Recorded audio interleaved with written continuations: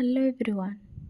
सकाळु उठी गाधे पाधे चौरांग दर्शन करी बाहरी पड़ी ब्लॉक को आसी पहुँची जाइलु। एठी सीआरपी दीदी माने दौरान पिजुड़ी खाऊची।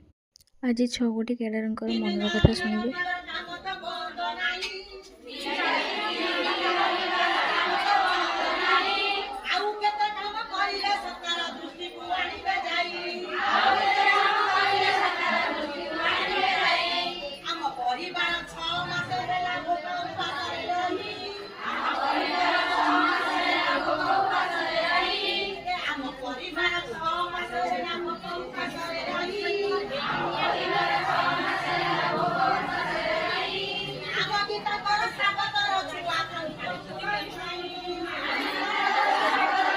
जड़े सीआरपी दीदी ए लेखाटी लिखिथिले सेटा से बोलिबा सहित ता पछे पछे समस्ते कैडर माने बोलुथे।